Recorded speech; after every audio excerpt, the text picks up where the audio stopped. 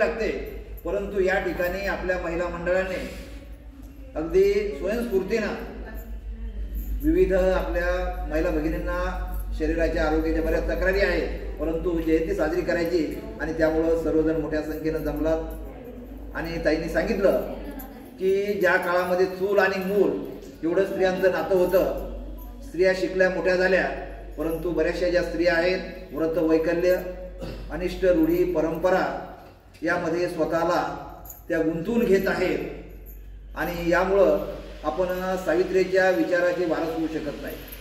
सर्वांनी आत्मपरीक्षण करायचं आहे, कारण या माऊलीनं आपल्या पतीला खंबीर साथ दिली, सासू सासऱ्यांना घराच्या बाहेर हाकलून देण्याचा प्रयत्न केला, त्याला सुद्धा ते तयार झाले आणि त्या काळामधल्या सगळ्या रूढी परंपरा त्यांनी अगदी झटकून टाकल्या आणि समाजाला त्या काळामध्ये एक नवा आदर्श दिला। खूप चांगल्या पद्धतीनं ताईंनी आपल्याला संबोधित केलेलं आहे। यानंतर मंजुषाताई पाटील यांना विनम्र विनंती आहे, आपणही आपलं मनोगत व्यक्त करा। तथागत गौतम बुद्ध, परमपूज्य बोधिसत्व डॉक्टर बाबासाहेब आंबेडकर, आदरणीय वंदनीय आपले मंडळी आणि बौद्ध महासभेचे सर्व माझे वरिष्ठ, त्याच्यानंतर माझ्या सर्व महिला मंडळाच्या सर्व भगिनी। तर आज सावित्रीबाई फुले यांचा जन्मदिवस आहे, त्याकरिता आपण इथे सर्व जमा झालेलो आहोत। आज घरी तब्येत ठीक नाही, त्याच्यामुळे मी काही जास्त बोलणार नाही आणि जास्त सांगू पण शकत नाही, कारण उभं राहणं मला अशक्य व्हायचं आहे।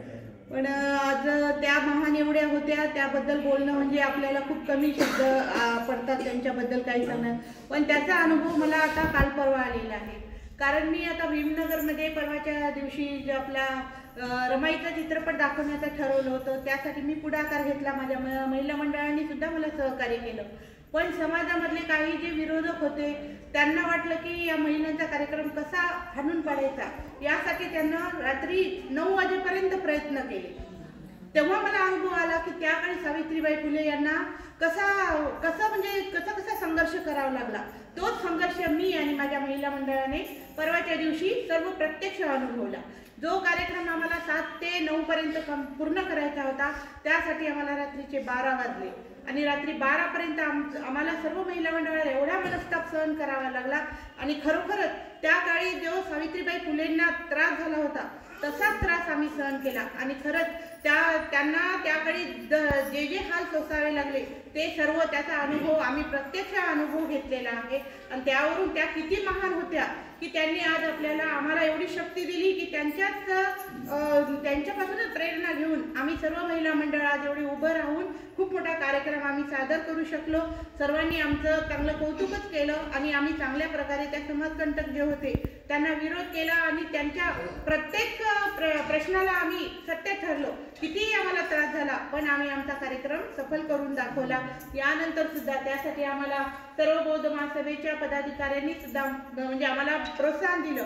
जसं सावित्रीबाईंना त्यांना महात्मा फुले यांनी सहकार्य केलं, तसंच आम्हाला सुद्धा आमचे सर आणि सर्व पदाधिकारी आम्हाला त्याचप्रमाणे सहकार्य करतात। मी त्यासाठी त्यांची सुद्धा आभारी आहे। सावित्रीबाईबद्दल सांगायचं म्हणजे खूप कमी आपल्याला सांगायची गरज पडत नाही, कारण मी स्वतः एवढा अनुभव घेतला, माझ्या महिला मंडळांनी सुद्धा अनुभव घेतला, त्याच्यासाठी मी त्यांना कोटी कोटी प्रणाम करते। माझ्या महिला मंडळातर्फे सुद्धा त्यांचे खूप खूप शतशः आभारी आहे की त्यांनी आम्हाला एवढी प्रेरणा दिली आणि त्यांनी त्यांच्यापासून प्रेरणा घेऊनच आम्ही एवढं सारं करू शकलो। त्याच्यानंतरही त्यांच्याच आशीर्वादाने त्यांच्याच याच्याने आम्ही पुढे जाऊ, पुढे हे करू, एवढं मी आपले मनोगत व्यक्त करते। धन्यवाद। आपलं मनोगत व्यक्त केलेलं आहे।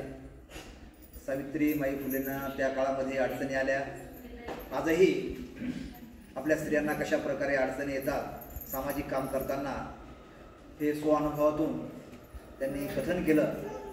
परंतु कोणत्याही समाज प्रबोधनाचं काम करत असताना जी मनोअवस्था आहे समाजाची ती नाव ठेवण्याची असते आणि त्यावर मात करून जे यशस्वी होतात ते खऱ्या अर्थानं फुले शाहू आंबेडकरी विचाराचे वारस आहेत।